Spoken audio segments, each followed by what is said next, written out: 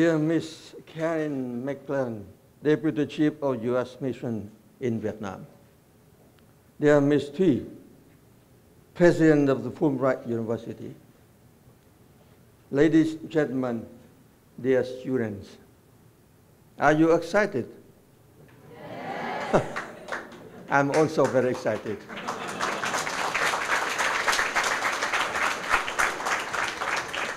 Because you are coming from many provinces, so you are representing somehow the whole country in the U.S. capacity. But I'm the only one person, the old person. So how I should talk to you, young generation? But I'm happy because I was teacher. So teacher always enjoy teaching. So you are the future of our country. So on behalf of the Ho Chi Minh City Party and Administration, I want to congratulate to you for your decision to join this program. I want to thank all people for establishing the Fulbright University in Vietnam so that we have the day as today we celebrate. I remember 1993, I got invitation to Fulbright program. I was instructor at Ho Chi Minh City Polytechnic University. I was married. But first time I will leave my country to go to the USA. I living with my father, with my mother, both fought in the war. So I have talked to them to let them know I want to go to US to learn, to get a master there. Father asked me, what do you want to do in the country who was our longtime enemy? So I explained to Father, Father, US were our enemy in the past, but I don't think they will be enemy in the future. I want to learn from them why they were so successful in economics, in science technology, and we may be able to cooperate. So the best way to cooperate is to be there, to understand the partner. So please let me know, and don't forget my national duty. So after one day, Father said, okay, go there, let me know what you learned. I was married. My father-in-law was a general in the army. So I went to Hanoi, talked to my father-in-law. Father looked at me. Are you sure you want to learn from that country? Yeah. They are strong in economic, strong science technology, and the past not necessarily repeat in the future. So I hope I learn from that country and I can contribute to cooperation. It is my wish. So after one day, he said, okay, let's go there. So you see, in my generation, in our life, we have connection to US in different aspects. But today, we are promoting cooperation between the two countries for the sake of the two countries, for the sake of the regional peace, for the sake of world peace and development. So that's the reason I went to the US, and I never regret. I always thankful to the Fulbright program to be enabling me to know this country, to know their history, but not completely. I'm too old, too low to learn the whole country history.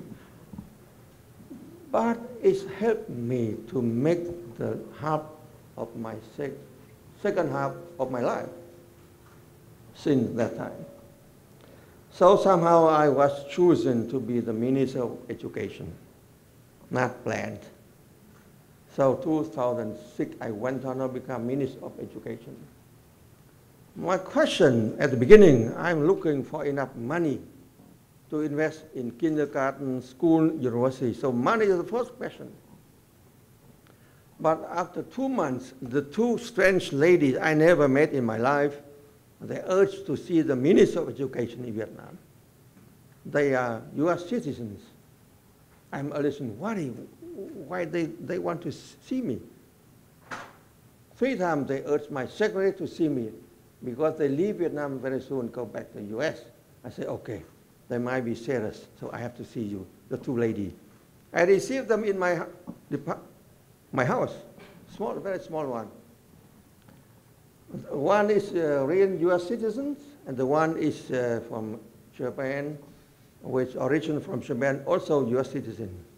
And they want to tell me 2 things. First, they said, Minister, you should be careful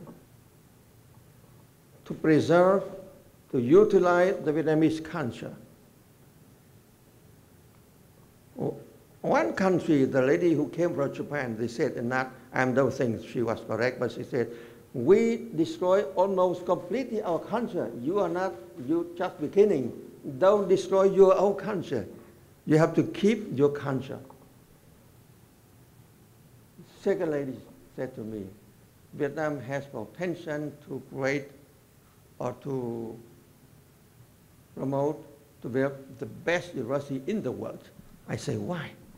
She said, the best university in the world only teaching people how to earn money after graduation.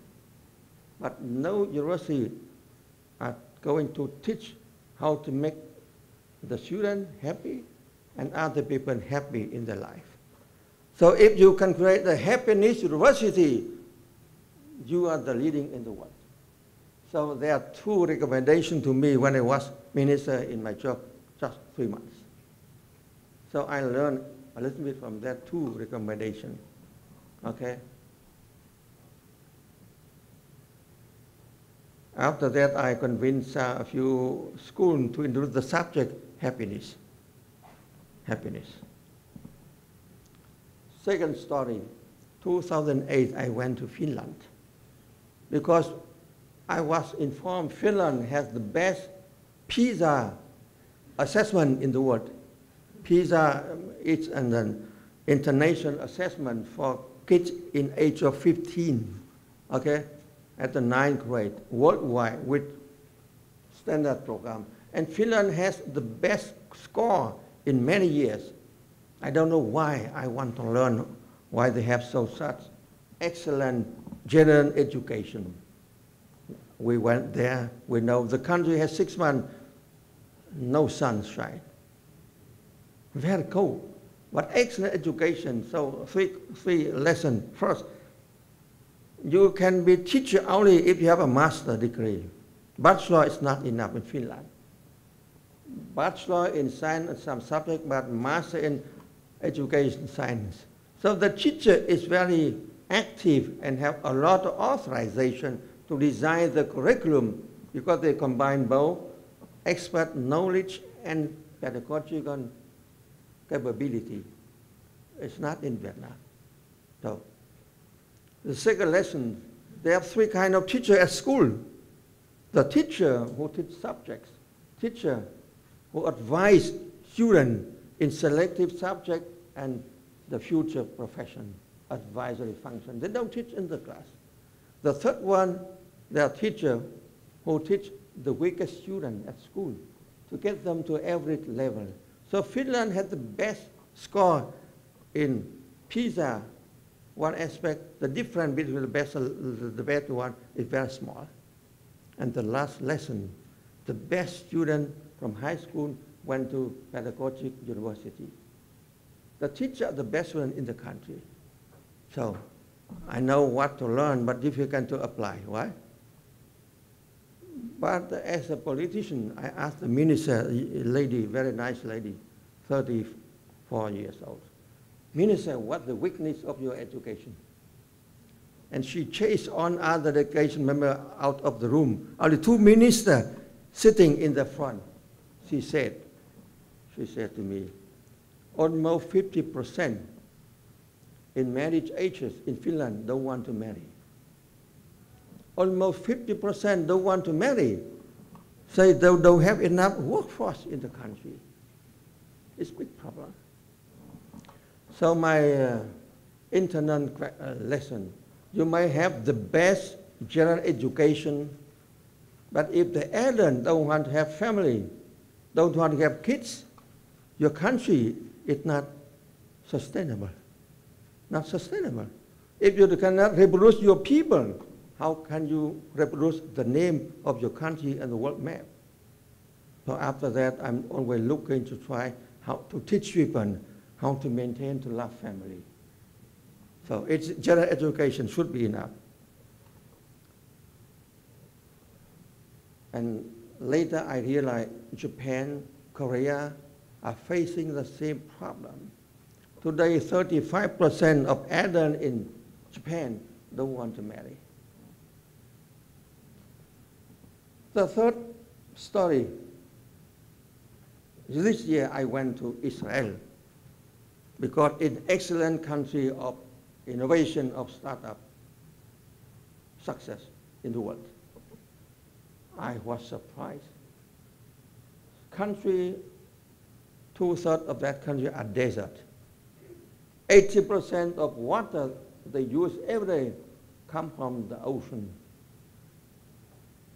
Every tree on the street have a water pipe, small water pipe to water. So very different living condition. Why they are so excellent in science technology?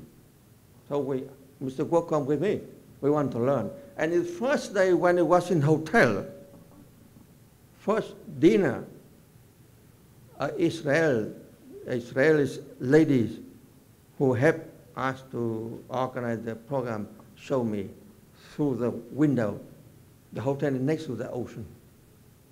I did party secretary, what to learn are you seeing now, the kids? The kids Israel, if they are playing or learning, they have the habit to question. Israeli kids are not easily accepting what the teacher is telling them. They ask always other way around. But ask why, whether are the options possible to do this and other things. So questioning in daily life in school is tradition of Israel's people.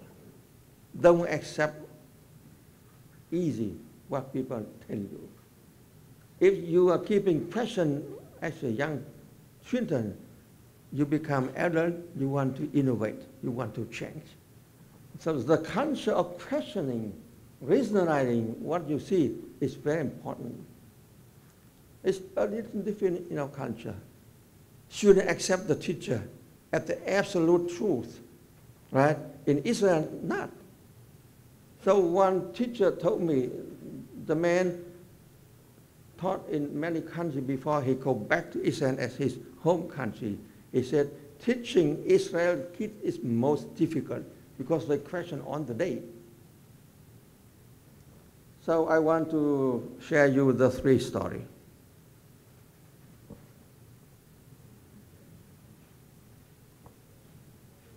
Now, you are starting your new life. Who are you?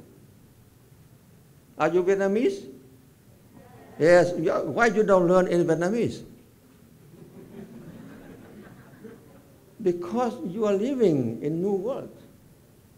The world is interconnected, integrated. You learn the language, you can benefit most of this learning program. You learn the language. Okay. I have problem with English. I start too late. At 40, I just learned English. Really? At 40, yeah. So it's your fortune. I remember roughly 10 years when we are going to start the Fulbright program at Economic University. The American friend, colleague, they are thinking on the U.S. university, excellent university in Vietnam already at that time. It was roughly 1993, 95, so 20 years ago. But because it's a long way to achieve, they started with Fulbright economic teaching program with our certification at master program. And then they moved to the next stage, could be recognized master certification, and now you have the third stage, Fulbright program, Vietnam. You are Vietnamese, You learn in English, and you have this opportunity. You are not the average student. 1,200 applications, just 55 passed. So you are not the average student. You are among the best Vietnamese students. So in quote, this university is not for the average Vietnamese, for the best Vietnamese. So you have the right and the obligation to benefit as much as possible from that university. Are you determined to achieve the target that you want to be the best Vietnamese citizen in the future? Yeah? So whom do you want to thank? You want to thank to our U.S. partner. Okay? Please get up loud. Who do you want to thank? Your parent, right? So it's your choice. The country expects you. The family expects you. The one who created this university are expecting you. Do your best with this university. It's very new one, and they might do some innovation, and you are part of innovation. You participate, and you tell them how to make us the best one from that one. I wish you, in 5 years, you are proud of your decision. You are thankful to that university, and you are determined to support your home, your mother, your father, country. I want to thank all U.S. partners. Many of them are not here today, who work for the target to establish that university. We think of them in our mind. One of the supporters was John McCain, who wished that university should be there. I want to thank many U.S. agencies from the government for the support, understanding, discussion, sometimes very long. And our department discussed also very long. But at the end, we have this university. I want to thank the U.S. Embassy with great intention support from distance and on the instructor today, the first generation instructor of Fulbright University, Vietnam. I want to wish very, very good luck to the first president, Madam Thuy. Be healthy, be determined to take the job, to take the challenge. We observe you, we support you. Thank you.